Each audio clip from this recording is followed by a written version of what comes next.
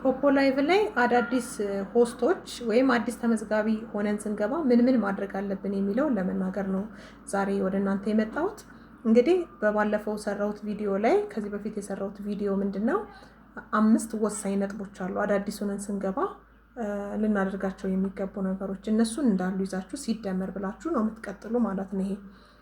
ስለዚህ ወንዶችና ሴቶች ልክ አዲስ ሆስት ሆነን ስንገባ ምን ማድረግ አለብን የሚለውን ለማየት አዲስ ሆስት ሆነን ስንገባ በመሰረቱ የመጀመሪያው ማድረግ ያለብን ነገር ታስኮቻችንን ማወቅ አለብን። በባለፈው ልክ እንዳልኳችሁ ጥሩ ኤጀንት መርጠን ጆይን ካደረግን በኋላ አዲስ ሆስት ማለት ኦልሬዲ ጆይን አድርገናል፣ ኤጀንት መርጠናል ማለት ነው። ኤጀንቶቻችን ስር ሆነን እነሱ በሚመቻቸው ሰዓት እየገባን ጥያቄ መጠየቅ፣ መረዳት፣ ታስካችንን መጀመር ይጠበቅብናል ማለት ነው። ለምሳሌ ከዚህ ውስጥ አንዱና ዋነኛው ሴቶች ለ7 ቀን ቦነስ አለን።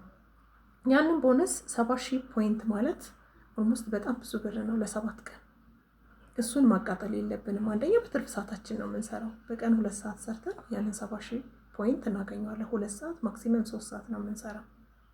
70,000 ፖይንቱን ለመውሰድ ደግሞ መጀመሪያ እኛ ምን ስናደርግ ነው የምንወስድ ብላችሁ ጠይቁ።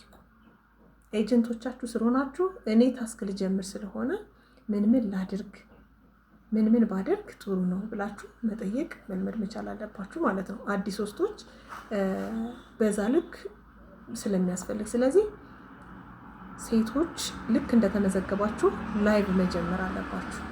ላይቭ የምንጀምረው እንደነገርኳችሁ ለ2 ለ3 ሰዓት ነው። ለ7 ቀን በተመሳሳይ ሰዓት ብንገባ ቦነሱን ላለማጣት ተመሳሳይ፣ ለምሳሌ ምሽት 3 ሰዓት የምንጀምር ከሆነ 7 ቀን ሙሉ ምሽት 3 ሰዓት እየገባን አፕሊኬሽን ነው ቴክኖሎጂ ነው የሚከታተለን። ስለዚህ ከ2 ከ3 ቀን በኋላ ኦኬ እኛ ወደ ቴክኖሎጂ እየሄድን እንደሆነ ይረዳል ማለት ነው። ቴክኖሎጂው የእኛን ቦነስ አያነሳም አፕሊኬሽኑ ማለት ነው። ስለዚህ በተመሳሳይ ሰዓት የቫይራል የመውጣት ወደፊት የመውጣታችን እድልም የሚወሰነው በዚህ ስለሆነ ማለት ነው። ሁለተኛው ላይቫችንን ከሰራን በኋላ ወንዶችም እንደዚሁ ወንበራችሁን መስራት። ላይቭ ወንዶች ሌቭል 5 ሳገቡ ስለማትገቡ ማለት ነው። ፓርቲ ላይ ትቀመጡና ፓርቲ ላይ ለመቀመጥ ኤጀንታችሁን ጠይቃችሁ ምን መስራት እንዳለባችሁ ተረድታችሁ ፓርቲ ላይ በቀን ለ15 ደቂቃ ብቻ ነው ወንዶች የሚጠበቅባችሁ። ሴቶች በቀን ፓርቲ ላይ ለ1 ሰዓት አዲስ ስንሆን ኒው ካመርስ ስንሆን ለ2 ሰዓት ይሰጠናል። ፖይንቱም 1600 ፖይንት ሪሲቭ ማለት እንችላለን ማለት። ወንዶች ኮይን ነው የሚወስዱት፣ እኛ ፖይንት ነው የምንወስደው ፓርቲ ላይ ሰርተን። ከዚህ ውጭ ደግሞ ኮይን ሌላም ትሬዥር ቦክስ መሰብሰብ አለብን። ይህን ሁሉ ስናደርግ ኤጀንቶቻችን ስር ቁጭ ብለን መማር ኤጀንት አስፈላጊነቱ ያ ስለሆነ ሳታውቁ ኤጀንት ሳትረዱ ኤጀንት አለ አይባልም። ሊያስረዷችሁ ስለሚገባ ማለት ነው። ሌላ ፖይንት እና ኮይን ሪሲቭ ማለት አለብን። ሪሲቭ የሚባልበትን ቦታ አጠቃላይ ሂደቱን እሱን አንድ ራሱን ችሎ ስክሪን ሪከርድ እሰራለሁ ከዚህ ቀጥሎ ወይም ደግሞ በቀጣይ እሰራለሁ። በዛ ስክሪን ሪከርድ መሰረት ፖይንት እና ኮይን ሪሲቭ ማለት መቻል አለባችሁ። ሰው ሰረዛ ውስጥ ይገባችሁ ማለት ነው።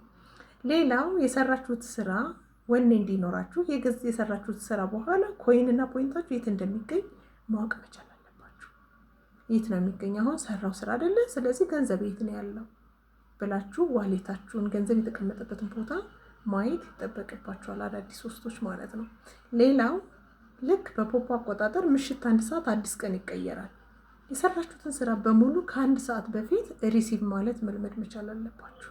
1 ሰዓት ሳይሆን ሪሲቭ ካልተባለ ይቃጠላል። ሌላኛው ይሄንን ካደረጋችሁ በኋላ ውጤታችሁን እያያችሁ ሌቭላችሁን እያሳደጋችሁ መሄድ መቻል አለባችሁ። ይህን ሁሉ ለማድረግ ግን ከማን ጋር ማውራት ያስፈልጋል? ከኤጀንታችሁ ጋር በቅርበት እየተገናኛችሁ አልገባኝም፣ ይሄ እንደዚህ ነው ብላችሁ እየጠየቃችሁ መማር አለባችሁ። ነገር ግን አሁን ላይ ሁላችንም ቪዲዮ እየሰራን ዩቲዩብ ላይ እያስቀመጥን ስለሆነ ለልጆቻችን ይጠቅማል በማለት ነው። ፕራይመሪሊ ለኛ ልጆች ነው የሚጠቅመው። እስከዛ ሲቀጥል ደግሞ ማንኛውም ስንቱ ዩቲዩብን የሚይዘው አሁን በዚህ ገለጻ የሚፈልገውን ያህል ይወስዳል፣ የማይፈልገውን አይገደድም።